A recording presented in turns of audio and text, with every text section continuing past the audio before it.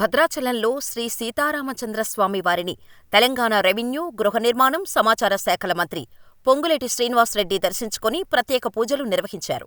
తొలుత ఆలయ అర్చకులు ఆలయ మర్యాదలతో ఆలయంలోకి ఆహ్వానించి మంత్రికి వరిపట్టం పెట్టి స్వామివారి యొక్క క్షేత్ర విశిష్టతను మంత్రికి వివరించారు. అనంతరం మంత్రి పొంగులేటి స్వామివారికి పట్టువస్త్రాలు సమర్పించి ప్రత్యేక పూజల్లో పాల్గొన్నారు.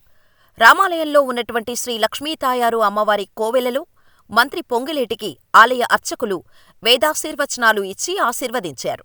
ఈ కార్యక్రమంలో భద్రాద్రి కొత్తగూడెం జిల్లా collector Jitesh, V. Patil IAS, SP Rohitraj IPS, Bhadrachalam MLA Tellam Venkatrao, Aswaraopeta MLA Jare Adinarayana పాల్గొన్నారు. ఆగమ శాస్త్రం ప్రకారం ఆగమ శాస్త్రానికి సంబంధించిన ముఖ్యులు సూచనలతో ఈ భద్రాచల పుణ్యక్షేత్రాన్ని అభివృద్ధి చేసే దాంట్లో భాగంగా ఈరోజు స్వామివారి దర్శనం అయిన తర్వాత స్థానిక అధికారులతో చర్చించాం.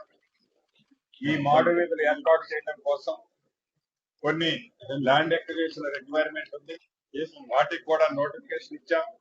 గౌరవ ముఖ్యమంత్రి గారు ఈ ల్యాండ్ ఎక్విజిషన్ కోసం మొదటి విడతగా సుమారు 68 కోట్లు శాంక్షన్ చేయటం జరిగింది.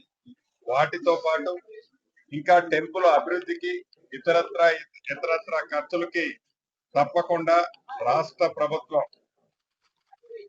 స్వామివారి కార్యక్రమం చేయటం కోసం తప్పకుండా నిధులు ఎంత ఇబ్బంది రాష్ట్ర ప్రభుత్వానికి ఉన్నా రాముల వారి పుణ్యక్షేత్రాన్ని అభివృద్ధి చేసే దాంట్లో ఈ ఇందిరమ్మ రాజ్యంలో తప్పకుండా శ్రద్ధ స్థానిక మంత్రులు, డిప్యూటీ సీఎం గారు బట్టి విక్రమార్క గారు, మరొక సహచర మంత్రివర్యులు తుమ్మల నాగేశ్వరరావు గారు, నేను, స్థానిక ఎమ్మెల్యేలు ఉన్నారు.